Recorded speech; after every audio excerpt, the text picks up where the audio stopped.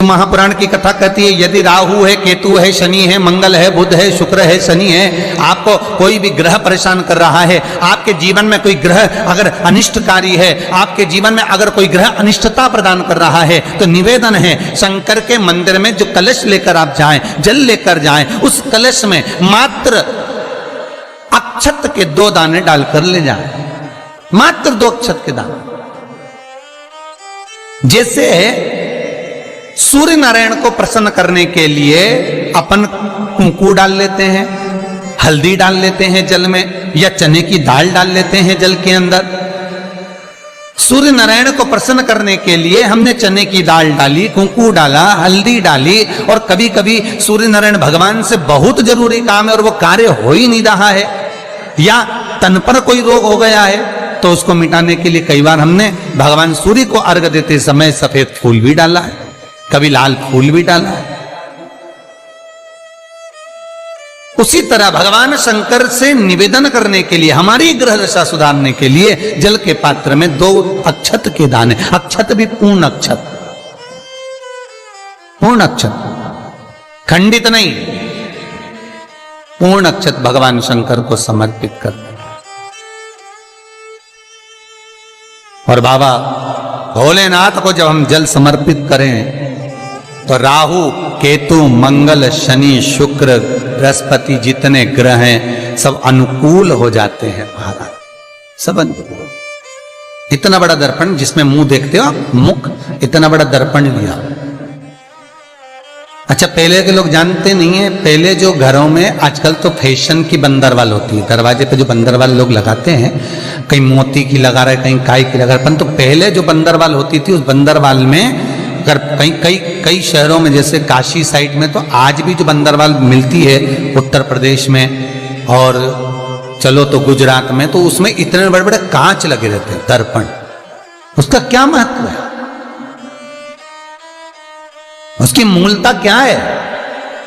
शिव महापुराण की कथा कहती है दर्पण इतना बड़ा ले लो, बंदरवाल अगर दर्पण वाली नहीं तो इतना बड़ा दर्पण लो, हनुमान जी के मंदिर में जाकर, क्योंकि हनुमान शंकर का ही अवतार है, हनुमान जी के मंदिर में जाकर हनुमान जी के उल्टे पांव का थोड़ा सा सिंदूर, चरण का थोड़ा सा सिंदूर एक कागज में लेकर आ जाइए, और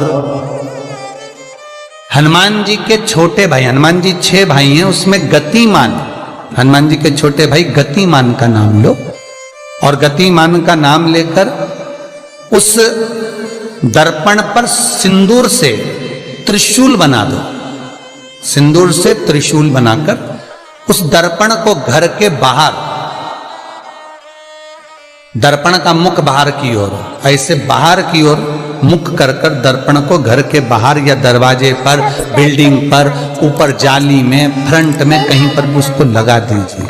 महाराज केवल शंकर का स्मरण कर कर, गतिमान का नाम लेकर, हनुमान के उल्टे पांव का सिंदूर का त्रिशूल बनाकर जो दर्पण को लगा देता है, आपको 1 महीने के अंदर अंतर मालूम पड़ जाएगा कि पिछले जो महीने निकले हैं उस महीने का अंदाजा लगाना कि घर में लोग कितने बीमार पड़ते थे, और इस दर्पण को लगाने के बाद बीमारी कम हुई कि नहीं हो कम तो ठंडा कर देना, क्या जा रहा है, पर करके जरूर देखना, विश्वास रखकर करोगे, भगवान शिव का अनुमोदन कर कर, भगवान शंकर पर विश्वास रखकर करोगे तो बीमारी घेर नहीं सकती।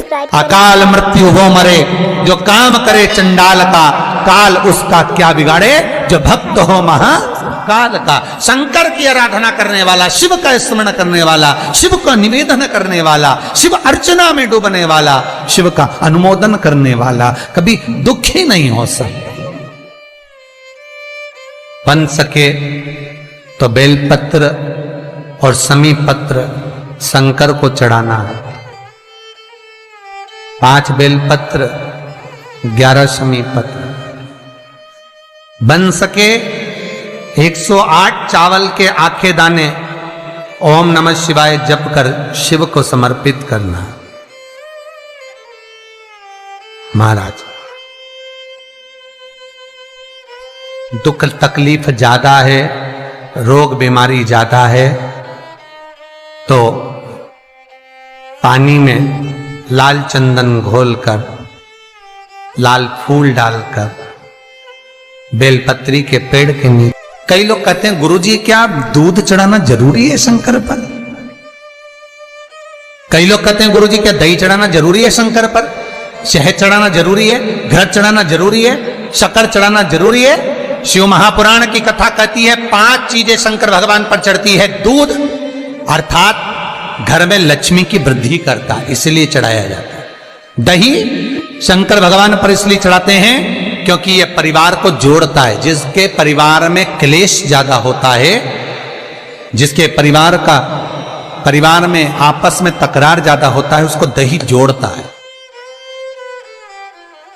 शहद घर में चिड़चिड़ प्रवृत्ति को समाप्त करता है। घी रोग को समाप्त करता है। शक्कर मिष्ठान घर में यदि लक्ष्मी आकर जा रही हो तो मिष्ठान समर्पित किया जाता है। इसलिए पंचामृत स्नान का भाव शिव महापुराण कहती है। पंचामृत स्नान का भगवान, इसलिए 5 चीजें शंकर को समर्पित हैं। दूध, दही, घृत, शहद, शक्कर अर्थात मिष्ठान। शक्कर से मूलतः यहां शिव महापुराण में शक्कर नहीं लिखी है, मिष्ठान। अब लोग शक्कर पीस कर अभिषेक करते हैं, परंतु मिष्ठान अर्थात गाय के दूध से निर्मित कोई मिठाई, और उस मिठाई से भगवान शंकर का अभिषेक। अब लोग भले शक्कर रखने लगे शंकर जी के अभिषेक में, पर यहां शक्कर नहीं लिखा है, यहां मिष्ठान।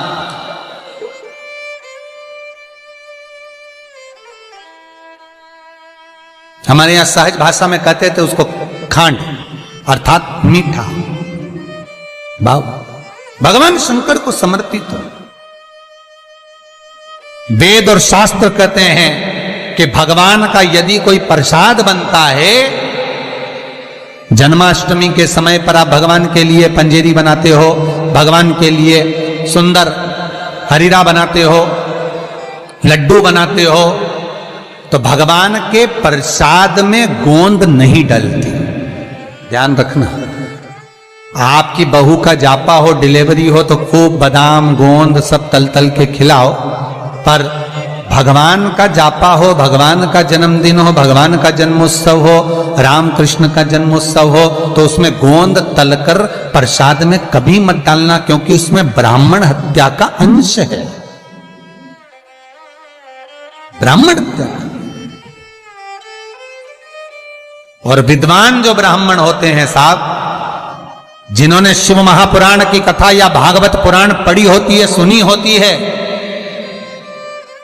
वो ब्राह्मण कभी भी, जो विद्वान ब्राह्मण होंगे वो कभी भी गोंद का लड्डू, गोंद तली हुई कभी नहीं खाएंगे।